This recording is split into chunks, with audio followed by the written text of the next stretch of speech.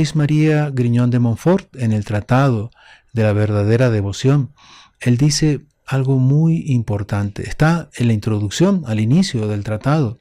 Él dice: nuestro Señor Jesucristo no es suficientemente conocido porque la Santísima Virgen no ha sido suficientemente conocida. Entonces, él dice, ¿no? Así como nuestro Señor Jesucristo vino la primera vez a través de la Virgen, a través de María Santísima Él vendrá una segunda vez para, de una manera así refulgente, ¿no? Mostrar toda la belleza de su vida y, en fin, no solo de su vida, de todo aquel tesoro de gracia que Él nos trae. Entonces, qué importante es nosotros conocer a Nuestra Señora, porque mientras más la conozcamos, más nos acercaremos a nuestro divino Redentor, a nuestro Señor Jesucristo. Y comencemos por la concepción inmaculada de Nuestra Señora.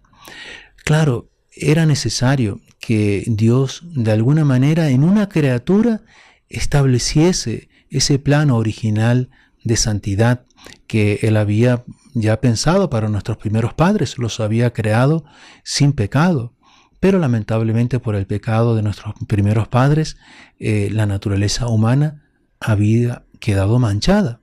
Y en Nuestra Señora, en la Inmaculada Concepción, justamente vemos que ese plan original de santidad, de pureza, se cumple. Pero Nuestra Señora, decir que es inmaculada, es decir, que no tiene mancha, es decir poco. En realidad era llena de gracia desde el primer instante de su ser natural. Entonces ya en el seno de su madre, de Santa Ana, ya la Virgen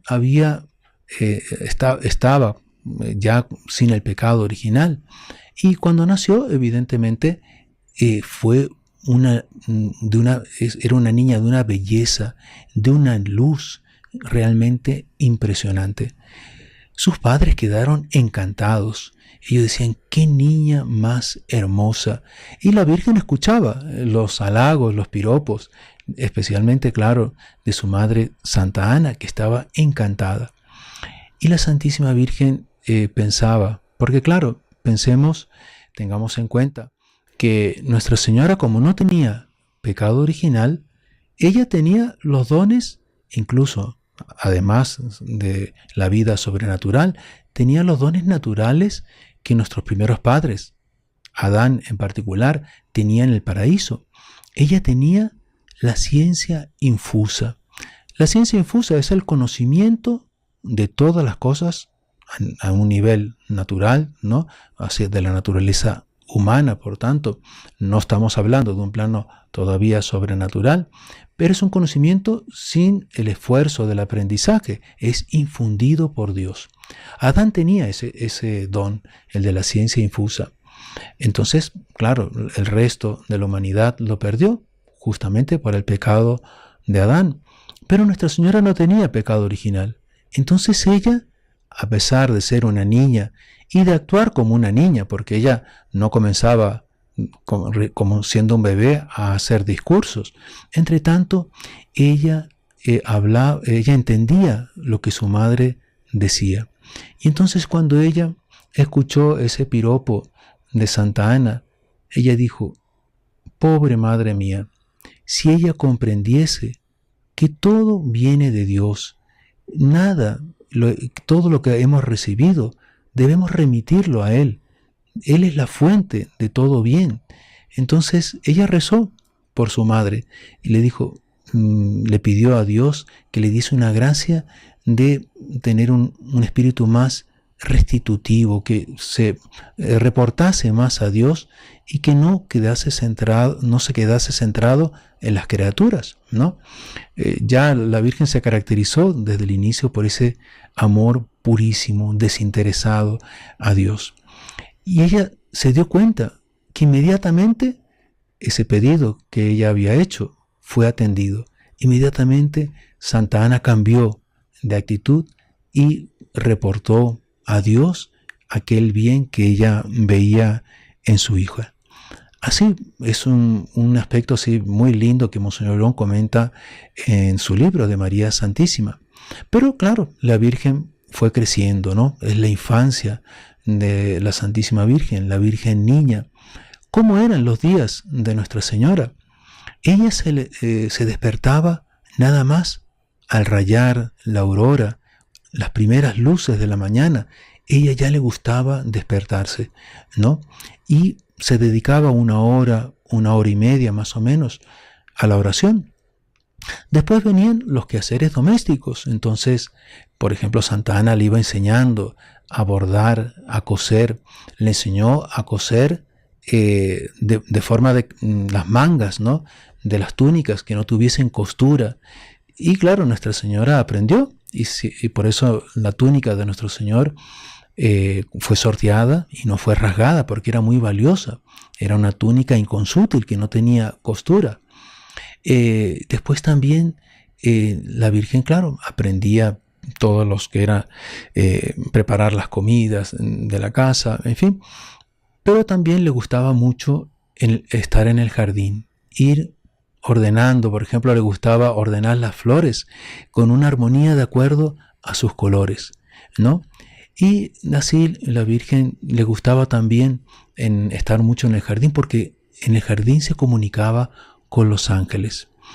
Pero llegaba la hora de almuerzo, y la hora de almuerzo, bueno, se sentaba a la mesa con sus padres, con San Joaquín y Santa Ana, y después del almuerzo se dedicaba un tiempo más a la oración.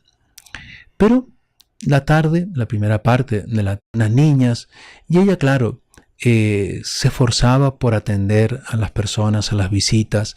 Claro, era muchas veces un esfuerzo. Tal vez ella hubiese preferido quedarse en recogimiento, en oración, pero ella veía que era un deber de caridad que tenía que realizar en relación a las otras personas.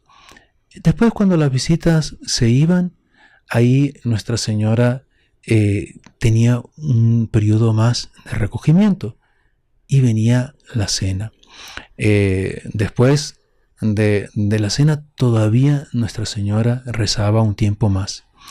Y en esos momentos de oración, muchas veces Nuestra Señora entraba en éxtasis.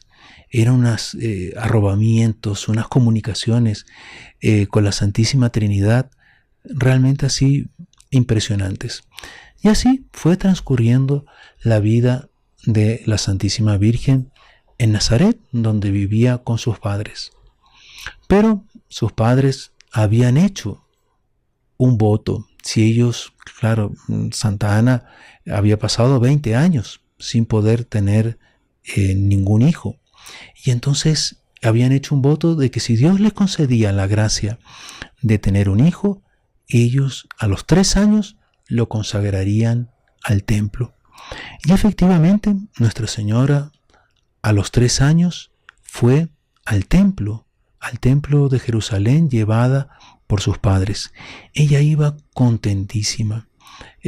Claro, tenía tristeza de tener que dejar la casa de sus padres, a los cuales amaba muchísimo, pero la movía el celo ardiente por la gloria de Dios.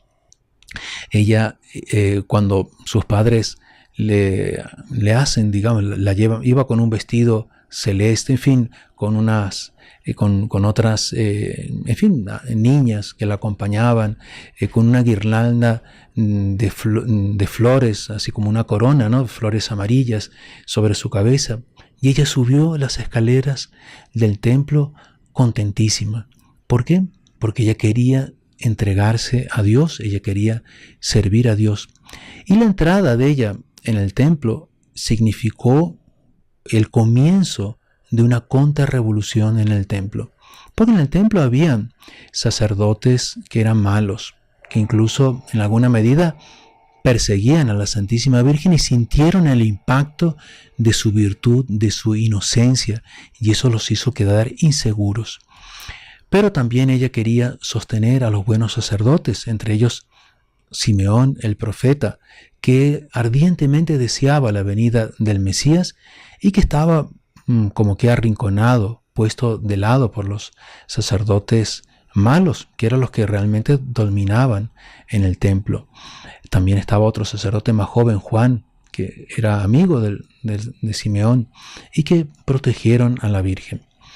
Pero la Virgen ya a los 4 años, una noche, es un hecho muy bonito que narra Monseñor Rom ahí en el libro de María Santísima. Una noche ella estaba sentada, ¿no? Bien al borde, ¿no?, de una ventana, viendo las estrellas, contemplando el panorama. Claro, tengamos en cuenta que en aquella época las ciudades por la noche eran oscuras, no había luz eléctrica y las estrellas se podían contemplar de una manera maravillosa. Además, Jerusalén estaba en lo alto, ¿no?, en una montaña, era la altura de una serranía, y por tanto se contemplaban muy bien las estrellas. Y ella, viendo las estrellas, sentía la presencia de Dios, la grandeza de Dios, sentía de alguna manera la Santísima Trinidad, el Padre, el Hijo y el Espíritu Santo. Y ella en un éxtasis, en un arrobamiento impresionante, ella hizo un acto de entrega a Dios.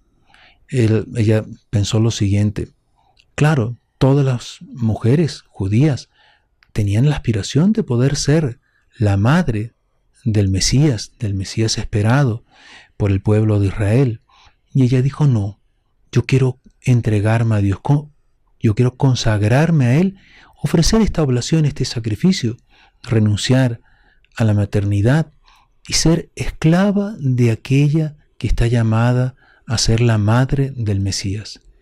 Y ahí Nuestra Señora hizo su primer ofrecimiento, fue su primer fiat, ¿no?, de entrega y de consagrarse como virgen. Era algo que no era usual en el pueblo judío, y menos aún entre los paganos, pero Nuestra Señora quiso consagrarse. Eso es un hecho realmente impresionante a los 4 años de edad. Pero Simeón, el profeta, se dio cuenta que él ya estaba anciano. La Virgen fue creciendo, ya tenía cerca de 14 años.